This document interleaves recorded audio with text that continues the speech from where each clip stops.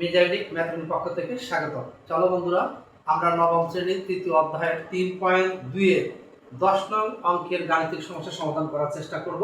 তো শিক্ষার্থী বন্ধুরা, এখানে আমাদের প্রদত্ত রাশিটি দেওয়া আছে, অর্থাৎ গাণিতিক সমস্যাটি দেওয়া আছে। আমরা এখন কি করব, লিখব দেওয়া আছে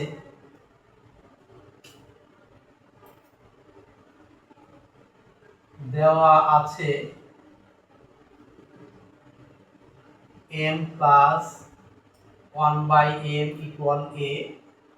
প্রদত্ত রাশি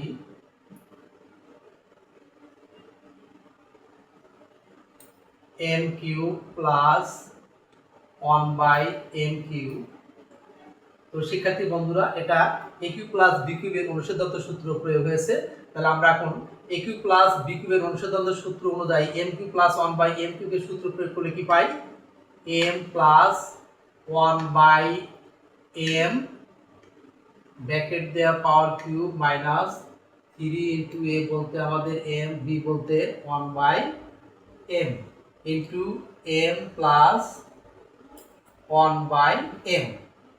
তো শিক্ষার্থী বন্ধুরা, আমরা এখানে m প্লাস 1/m এর মান কি পেয়েছি?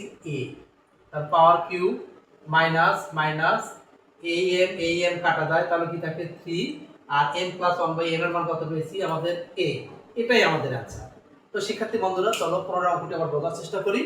দেওয়া আছে m plus 1/m equal to a হলে m cube plus 1/m cube এর মান নির্ণয় করো। তাহলে দেওয়া আছে m plus 1/m equal to a, তার প্রদত্ত রাশি m cube plus 1/m cube. এখন এটা আমাদের কোন সূত্রে পড়ছে? a কিউব প্লাস b কিউবের অনুসিদ্ধান্ত সূত্রে প্রয়োগ হয়েছে। তাহলে আমরা কি লিখতে পারি? m plus 1/m power cube minus 3 into a বলতে m, b বলতে 1/m ইনটু a বলতে m প্লাস b বলতে 1/m। তো শিক্ষার্থী বন্ধুরা, এখন আমাদের মান দেওয়া আছে m plus 1/m equal to a। তাহলে m প্লাস 1/m এর পরিবর্তে আমরা a এই power cube cube a minus minus m কাটা গেল, তাহলে 3 m প্লাস 1/m এর মান কত? a। তাহলে আমরা সমস্যার সমাধান কি পেলাম? m cube a cube minus 3a। এই হলো আমাদের এই গাণিতিক সমস্যার সমাধান, যে আমরা কি পেয়েছি?